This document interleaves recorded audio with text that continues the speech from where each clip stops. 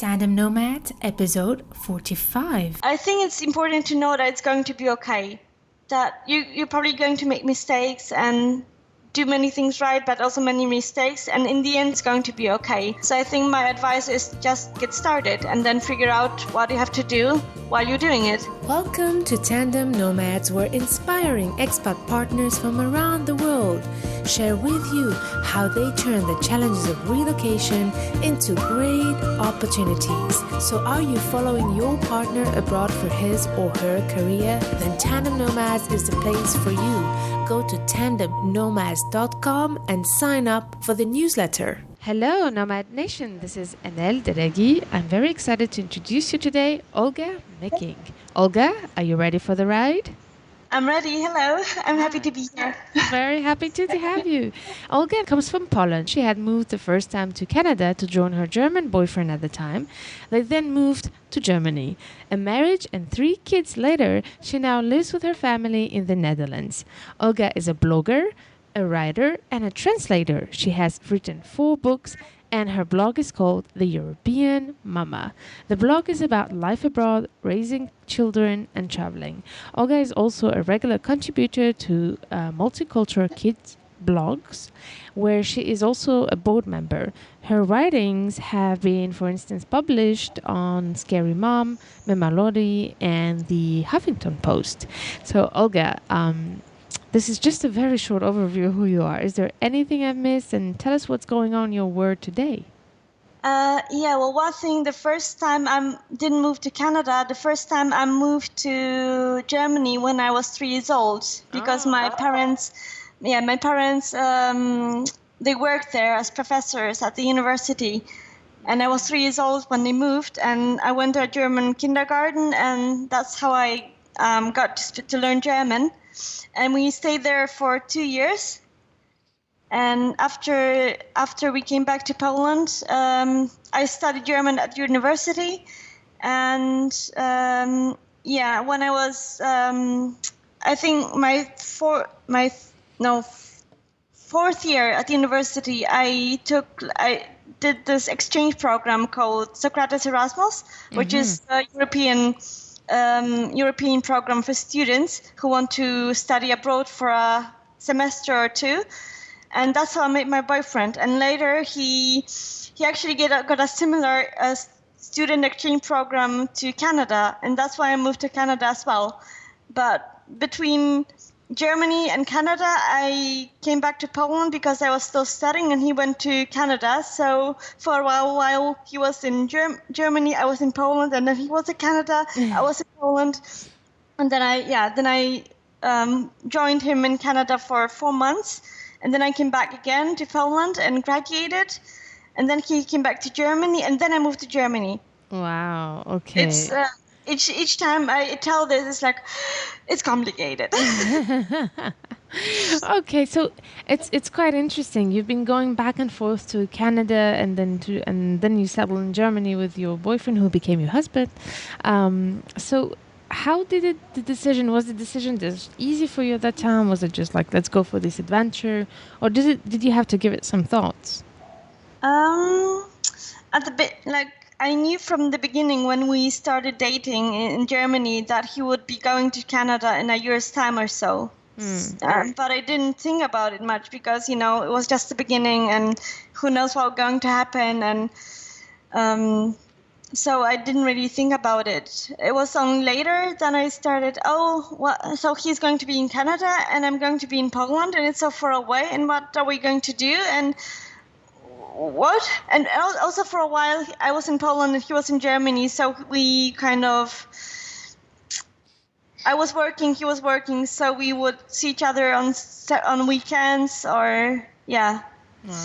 So you graduated and then you went to Canada, right? If I understand well. No, it was still during my studies, but I was already working on my MA thesis, so I didn't have any any courses to finish or anything. I was almost done. So, yeah. So you were quite young when you started this journey with your boyfriend. I was 22 when I went to Hamburg for the Erasmus program, And then, yeah. Wow, this is amazing. Yeah, you started very early, so I can understand that at the beginning. Maybe you didn't have like a job or something that you had to give up to join, right? I did You did. actually. Yeah, because my mom. Yeah, because I was still studying, but because Canada, going to Canada is expensive, so I knew I would have to find a job in order to get some money at least for the ticket or anything. Because once I was in Canada, I had this program also for like a student work abroad program, which allowed which would give me a visa to work in Canada as a student. So I did that. But before that, I did have a job. I didn't really like that job, but it was a job. And I worked in Canada for a while. What did you do there? I worked in a call center. I found it by accident. It was a company that was basically looking for translators for like people who would, be on call if something happened and, an expert didn't know English and had to, go to the hospital, then someone had to be there to explain what was going on. But that didn't happen. Instead, because they had different projects going on, instead they offered me a job as a call center agent for an American company, basically selling products, whatever, clothes. Yeah. So when you graduated, what were your plans in terms of career? My plan was after I graduated, I found another job at a translator agency. So I was a project manager for a translation agency. So I was responsible for finding translators for this special project or whatever. And I was doing that, and I loved doing that because I wanted to be a translator. So I thought, this experience of working in a agency was perfect. But then I thought, okay, I graduated now. I can move to Germany to join my boyfriend. And my plan was, of course, I would find a job there. But because I was afraid that my Polish diploma wouldn't be accepted in Germany, I thought I'd start another program, a MA program in media and communication for 2 years. Okay. I mean, theoretically, it was 2 years. And then I would have a German diploma and, it would be easier for me to find a job there. So this is what you did at the end? Almost, except that once I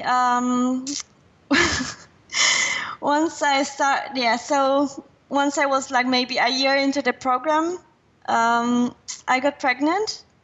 And first we got engaged and I got pregnant. And then my fiance found a job in the Netherlands. Wow. So for a while, again, the same situation. I was in Germany, he was in the Netherlands. And also because I was in the same situation that I finished all my classes. So the only thing I had to do is to finish some papers and the ME thesis, of course. So I was living at the time with his in-laws, and he was in the Netherlands. For a while I also came to visit him on the weekends, or when there were no classes or whatever. Then we got married after a while. I was around 30 weeks pregnant when we got married in Germany. And then I decided I had this choice to make whether I wanted to have my baby in the Netherlands or in Germany. And I thought, I've heard so many funny things about giving birth in the Netherlands. Like, what? I would have to have a home birth or a midwife instead of a doctor? What's going on? So I decided to move in with my in-laws and have my baby in Germany. Because it was something that you were more familiar with, I guess, right? Yeah, I think so. I mean, yeah. I guess I just felt more comfortable with a doctor and That's very interesting. So tell me, which mindset were you? Because that's a lot to handle in a few months between moving back to Germany, getting pregnant, getting engaged, getting married, having your husband move abroad and have a distance relationship, giving birth in a country where your husband is not, living with the in-laws, finishing your studies. That's a lot to handle in a few months, maybe a year or a couple of years. So tell us, which mindset were you in? I think once I was in the state of organizing the wedding, because my fiance was in the Netherlands at the time, so he couldn't really help with organizing the wedding, and so my mother-in-law helped me organize everything, and the wedding was really great and nice and wonderful. It worked out perfectly, and but once I was doing that, being busy with the organizing and studies, I think it was more or less okay. I was tired, but I was all right. But once I got to this point where, my belly started to get really heavy, and I was a little bit afraid of giving birth, and I didn't really know what was going on because it was the first time. So there's always the question, is this normal? And did you have the kind of support you needed at that time? Was the fact that you were living with the in-laws helpful for you? No, I mean, it was great to have them because, because they were living, like, because my fiance and I, we lived together in Hamburg, but my in-laws live in Kiel, which is in north of Germany. So it was a different city, and I didn't know doctors there. I didn't know anyone there. So it was just my in-laws, and it was nice to have them, but sometimes we had different ideas about things, how things are going to work out, and it was difficult. And also, after birth, I also had a midwife. Like, after, the German system is such that a midwife comes to your house for a few weeks after giving birth, and she weighs the baby, and she shows you how to bathe and how to care for the baby, and she checks on you and how you are. However, I must have been not very lucky with the midwife, because she was giving me totally conflicted advice. Or for example, when I was complaining, my baby was crying so much and she didn't sleep at all, and she was like, "What did you eat?" like it's my like it's my fault that she's crying. So I was such a mess. So it was actually a relief when she was 6 weeks old and I felt more or less all right and ready to travel. Then we moved to the Netherlands to join my husband there and to start a family together. Wow, that was a lot to handle. So what has helped you to keep your cool, or at least deal with it? I don't think I kept my cool very well, to be honest. I was a mess, I think. I don't deal very well with sleep deprivation, so I was... And actually, I think when you're a new mom, you're kind of anxious and sleep deprived, and you're in this mental state when you have no idea what's going on, and And for me, for example, moving abroad, what was less of a cultural shock than becoming a mother. Oh, interesting. Because moving abroad, I've done this for a few times, so I knew what to expect. But becoming a mother for the first time was something totally different. Yeah. So where did you find the resources you needed to go through this challenge and to learn about becoming a mom for the first time? I think I was reading books, but they didn't really help much because they didn't really apply to my situation, or they didn't give me any helpful advice. So for a long time, I didn't really have much support except for my husband's colleagues or friends, because I didn't know anyone in the Netherlands at first. Then I got pregnant for the second time, and when my second daughter was born, that's when I actually reached out to expert organization for mothers and started going to play dates and met friends. And that was the support I needed, but I didn't know it at the time. I think at the beginning I thought, I'm fine. I don't need it. I'm going to be fine. But basically, I don't think I was fine. It's quite amazing that that you did go through it and then had a second kid. It must have been a panic, no? When you learned that you were pregnant for a second time, although you were still learning how to deal with it the first time. I know, but I think I remember something my father told me, like I was doing horseback riding, and he said, when you fall off the horse, then you have to get back on the horse as fast as possible, because don't, then then you're going to be traumatized. That's a wise advice from a father on how to get pregnant again. Yeah, so that's what I did. And and also because there was a situation when a woman called the police on me because my eldest daughter had a temper tantrum. So what's a temper tantrum? It's like when your child starts, especially in the age of 2 or 3, it's when they start crying and throwing themselves on the floor and, doing lots of noise and, basically going crazy.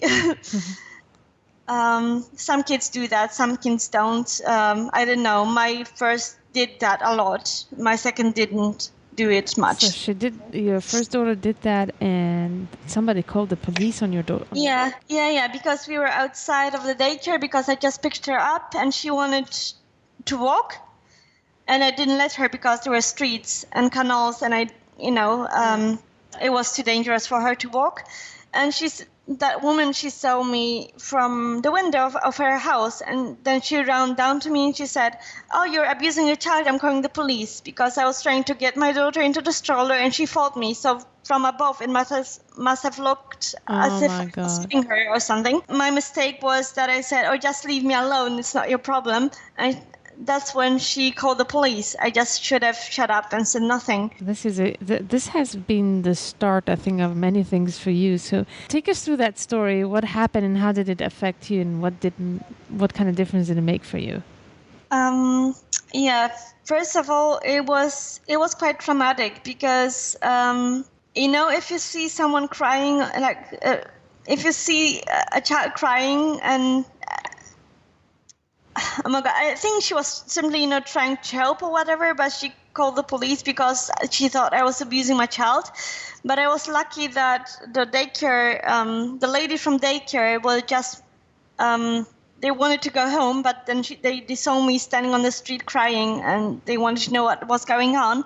And they waited with me until the police came, and I called my husband, and in the end, everything was fine because the daycare nanny told the police that, they knew me and I would never hurt anyone. And yeah. This is absolutely crazy. I know. It was. So how did it affect you, this incident? On one hand, it was quite traumatic because even now I think, if some of my children, cries when we were out in public, I think, oh my God, someone's going to call the police.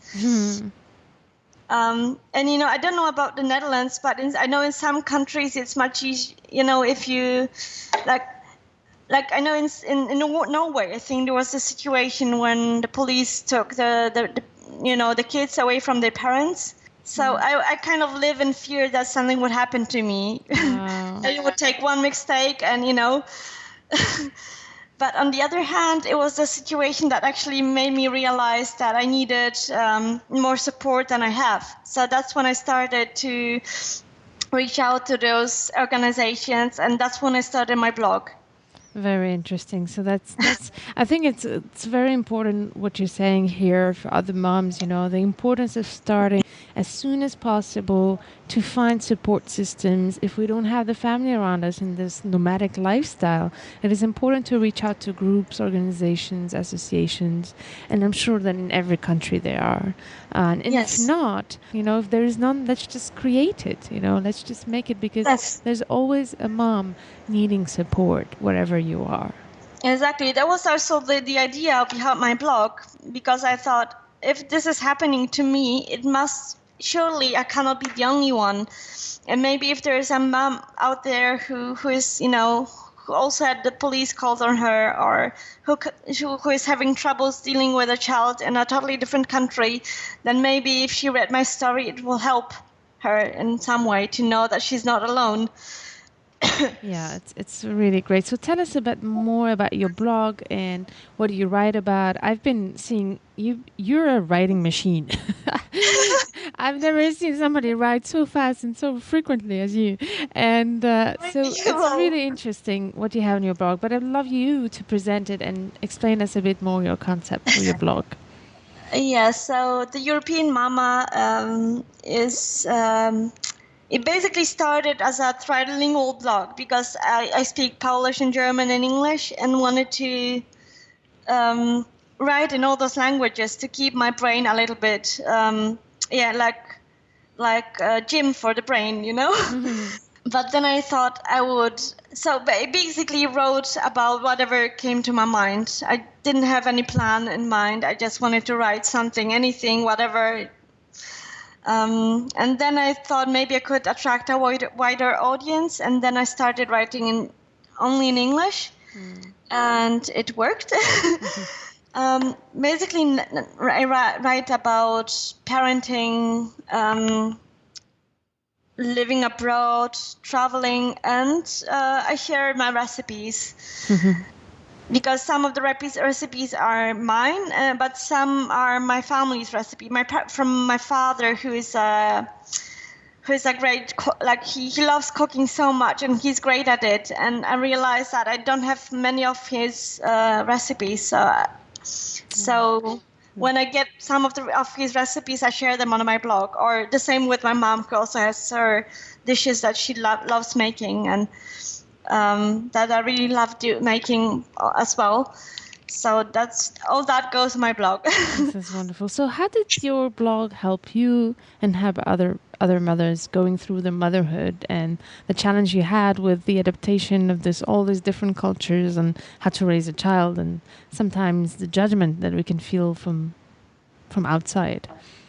Yeah, I think with the different cultures, because I was raised myself in many languages and cultures as well, because as I said, I lived in Germany as a child and I speak German, and then my parents are multilingual as well, and my father was raised in France and my mom was raised in the Netherlands, where she attended an international school. So my mom speaks English as well as Polish, and my father speaks French as well as Polish, so they're both multilingual and multicultural. And for me, it's very normal to do this. So I didn't have problems with that. However, the motherhood aspect I found more difficult because I've never done that before. So there's always something new about this, something that I have to adapt to or learn or, And to be honest, I also started writing because I was so bored. I was bored out of my mind. It was incredible. So I thought by writing I could probably, at first I was writing my MA thesis for the German university, because I finished my class, but I still had to finish my thesis. So I did that when my first daughter was little. And I graduated when I was pregnant with my second. But then shortly after that, I started my blog. So the motherhood aspect I found totally difficult, mostly because if you read all those blog posts or books or all the materials that's out there, you get the feeling that you have to do so much. Like you're always expected, whatever you're doing is wrong, and you're always expected to do more. But how did you get to develop your confidence on what you want to do with your kids' education and bringing them up and taking care of them? How did you went through all this turmoil into being this assured mom, knowing what are the values you want to have for your kids and how you raise them? I think one thing I did that was a very wise decision was to stop reading parenting books. When I read parenting books now, they're not how to raise children, but rather either about how parents around the world raise their children just out of interest, and books like All Joy No Fun, which is about the problems parents face while raising children. So you do read them, or you do not read them? Those I read, but I don't read books like, I don't know, how to raise the best child in the world, or how to raise a perfect child, or because I just felt those books were so what's the word? They were talking down to me. I basically felt that I just felt I was being treated as if I was stupid. So I just stopped reading parenting manuals. Maybe it's better description, like how to raise the best child in the world, or how to have the perfect child, or whatever. There's a lot of those supports, and I think this is like quantity of books and resources that there is out there, and this is why I was asking you, how did you develop your own values? Because at the end is, how do we pick from all these resources, especially if we don't have the support system, a family around? How do we build our own confidence in the way we're raising our kids? Yeah, I'm still not that confident as a mother, I must admit. I think all my confidence comes from writing, because when I see that I managed to get published on, I don't know, the Wall Street Journal, then I feel, okay, I can, raise my kids as well. Yeah. It's like, I know for many mothers it's the other way around, but that's how it went for me. That the confidence I have in raising my kids comes from elsewhere. It doesn't come from being a mother at all. Yeah. So do you give tips in your blog, or do you just discuss your own story and share it? I think I do have some tips, but I think I rather like descriptive writing, like what happened to me and how I interpret it and what happened. I like doing roundups of things around the world. For example, I have a post about funny school facts around the world, and when I collected. So you do speak a lot about these cultural differences and describe, what is your experiences, but also what you've learned from other countries. Exactly. Yeah, pretty much. Wonderful. And how is that? Because you've got a great blog, and a lot of people are and it's very engaging. A lot of people exchanging in it. So what do you think, according to you, other moms like it? That's a good question. I think mostly it's the community aspect. For example, the feeling of, me too. For example, recently I had a message from a woman who read my article on Scary Mommy that I wrote, how I felt as the daughter of my mom was always working, like as a professor, and she still works and she loves her job, and I'm mostly at home. I mean, I do now make some money writing, but basically when I wrote that article, I was more a stay-at-home mother. And I mentioned I was sending my children to daycare, even if I wasn't working. And then I got lots of negative comments. Hey, but why do you even have kids if you're going to send them to daycare? Wow. Yeah, I know. I didn't mention the fact that we were living abroad, and I wanted them to learn the language as well, because it wasn't relevant to the story. But that woman wrote to me and she said, "Oh, I'm just in the same situation, and I don't work. I'm a stay-at-home mother, and my kids go to daycare. And I want to say thank you for your article, because it's good to know that I'm not the only one who does it." It must not be easy when you're starting being a mom, and sometimes face the judgments of others, right? Yeah, I think after a while you stop caring what others think of you, and you just do your thing. But it's at the beginning, you really want to get things right. So you start listening because you think, oh, maybe they know, or maybe those know, or maybe that book will, tell me what I have to do, because you're so confused. And then it turns out no one can tell you what to do.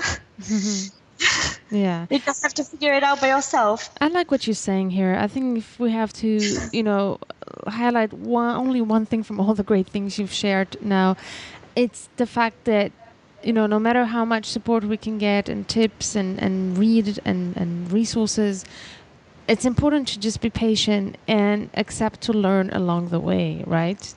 Yeah, exactly. And I think also just those of us who have experience in raising children in different countries, I think that the good thing about this is that we realize that there's no perfect one way to raise children. Definitely. Yeah, so because I'm reading lots of articles about, how French kids eat more vegetables, or how they are better behaved, or whatever. Yeah, I think each culture has, pros and cons. And what I like about what you're saying in your articles and your blogs is that you're not giving advice on how to raise other people's kids or telling, oh, this is how I do it, this is the way to do it. But you're more like sharing the differences and sharing your own perspective and your own experience without having to say, this is the way to do it, right? Yeah, and sometimes I do give advice. For example, for Bubble, I wrote tips for moms who hate cleaning because I hate cleaning, and the idea how to make it as so yeah, just very simple tips. Yeah. Did anything change when you had your third child? Good question. Yeah, I think when he was born, I focused more on the writing because I had a feeling that if I'm not going to do it, if I didn't, I would just, my brain would go rusty, and I didn't want that. I wanted to, to write and write and write until he was big enough to go to get daycare. So I would have, I could start, pitching and submitting to other publications. You also wrote books? Yeah, I didn't write the books. I mostly contributed to those books. Okay, so you contributed. That's important to know. Okay. Yeah, Dutched Up, the anthology we published with other women bloggers in the Netherlands. That one I put together, so this is more or less sort of my book, even if it's an anthology. But the others I just contributed to. So there's one story by me in each of those books. They're mostly anthologies as well. So there's me and other bloggers who took part. And how do you find the time to write? That's a good question. I have no idea because on most days I have like maybe 2 to 3 hours to myself, and to do writing and household and whatever. So it's not much, and sometimes I write a lot, and sometimes I write nothing at all, depending on how well I'm feeling. And also keep in mind that what you see published is just a small fraction of what I write, and a lot of what I write doesn't get published because it gets rejected. So yeah, there is that as well. It's another maybe advice for other moms, other expat partners who want to start their blogs and want to get to start getting some audience and people reading. How did you get people to read your blog? Good question. Because when I started, I had no idea about blogging at all. I just wanted to write, and I just wanted to have a easy, quick way to do it. So I didn't really know about SEO or social media or anything like that. So I had to learn it one step at a time. And I think, because now everyone tells me, you have to have a niche. Like you have to have one topic to write about, or you have to be very intentional about your blog, and you have to know what you're doing. And if I had to figure out what I was supposed to do, I wouldn't even have started because I would have been overwhelmed. There's so much information out there. So I think my advice is just get started and then figure out what you have to do while you're doing it. This is great. Fantastic. Do ask, to be published. You take the initiative to contact, the different blogs and the different, yes. How we say, we tell them some kind of opinion leader blogs and etc. You do offer to publish. Then if it's rejected, it's rejected, but if it's accepted, it's great. So you lose nothing at asking to be published, right? Exactly. Yeah, that's a good point. For example, a good advice is to reach out to other bloggers asking if they can guest post, like if they, going to publish a post of you, written by you. And it just takes a little, courage to do this. But with email, it's so easy, you just write the email and press send, and that's so much easier than if you had to do it by mail, like snail mail or in person. Maybe I probably wouldn't have done it if I had to do it in person. But yeah, I think I reach out to lots of big of editors in big publications. If I had an idea. Because if it gets accepted, it's awesome, and if it doesn't get accepted, at least I already got in touch with them. Yeah, that's great. So next time I email them, they know who I am. and hopefully remember me in a good way. Very good. So if I have to summarize, I think one thing is to not be afraid to reach out to people who can, Yes. Give you a voice and exposure. And number 2, tenacity. Don't give up. Contact again, and again. And that's really, I think that's your secret sauce. This is why it's working so well. Just before we finish, so is there one tip you would like to share with other new moms around the world who just started this journey and have their first kids? Is there one advice you would share from your experience? Good question. It's hard to me to give advice. Maybe one thing you have learned, if it's better to say it that way. I think it's important to know that it's going to be okay. That you're probably going to make mistakes and do many things right, but also many mistakes. And in the end, I think it's going to be okay. This is a beautiful way to end our interview. That's what I believe, because the message parents get these days that you have to pay attention to everything, how your kids eat and how they, go to the toilet and how they behave and everything. It's so exhausting. But I think it's good to take a step back and just do your thing, and in the end, this should be okay. Wonderful. So, Olga, before we say goodbye, I would love to know, what are your plans for the next coming 2 years? My son is going to school next year, so I hope to have more time for writing. And I hope to have a book published, or maybe 2, if it goes well. And there are, of course, publications I want to see my writings on. So I hope to do that. How can we find you, Olga? You can either find me on my blog, www.europeanmama.com, or email me, olga@europeanmama.com. Fantastic. And of course, Facebook and Twitter. Facebook. Always. If you're looking for Olga, go to Facebook. Precisely. Wonderful. Olga, this was so much fun to do with you. Thank you so much. Thank you for interviewing me. It was a pleasure. To connect with other expat partners from around the world and share great inspiration and tips together, join us on our private Facebook group. Go to facebook.com and join Tandem Nomads group.